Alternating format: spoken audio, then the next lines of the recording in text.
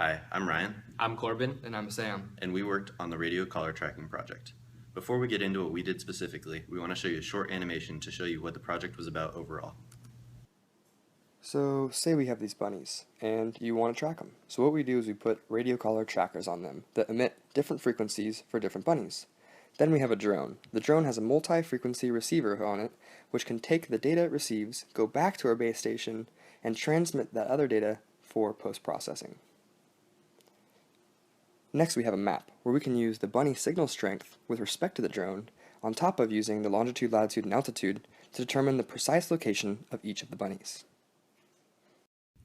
For our project specifically, we're looking to improve the GPS in the system overall. Currently, it uses standard GPS, which gets meter grade precision. However, we're switching over to real-time kinematic GPS, or RTK GPS for short, which gives us centimeter grade precision. Here with a demonstration of how that works is Sam with the whiteboard. In real-time kinematic GPS, we have a base station and a rover. They both connect to minimum 5 satellites in common. By looking at the relative position between the base station and the rover, we can determine a more accurate position of where the rover's real location is. To integrate RTK GPS into our system, we are using two Pixie RTK GPS units developed by SwiftNav.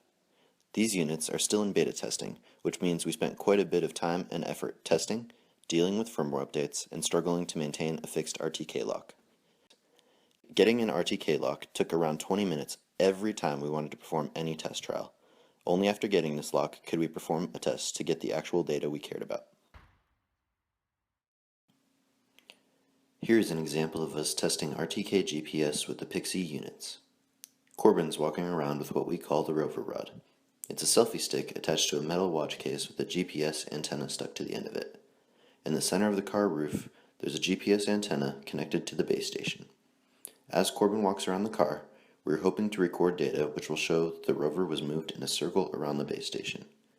As you can see, Corbin gets caught up on the side mirror, and this ultimately causes us to lose our fixed RTK lock. As Corbin was walking around the car, Sam was screen recording on his laptop. Here you can see the Pixie console software. In red, in the graph to the right, you can see the base position. In yellow, you can see the rover's position relative to the base. Over time, blue dots were drawn to trace out the rover's path relative to the base station. Also, when you look to the left under mode, you can see that it is set to fixed RTK. Eventually, our data settles at a single location, which we believe to be where the side mirror caused issues.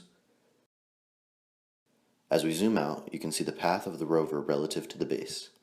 If we insert a drawing of the car, it is clear to see that the rover moved backwards towards the trunk, then around the side of the car before we ultimately lost the signal near the side mirror.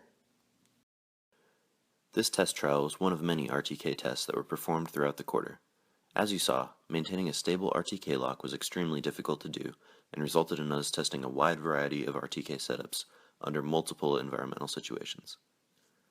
We primarily tested on a field or in a large parking lot on UCSD campus. We performed tests between 11 a.m. and 6 p.m. in both sunny and cloudy weather.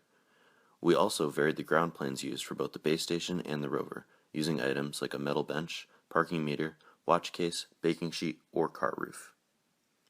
Ultimately, we determined that even under the best time, weather, and ground plane conditions, we could not maintain a stable RTK lock using the Pixie hardware.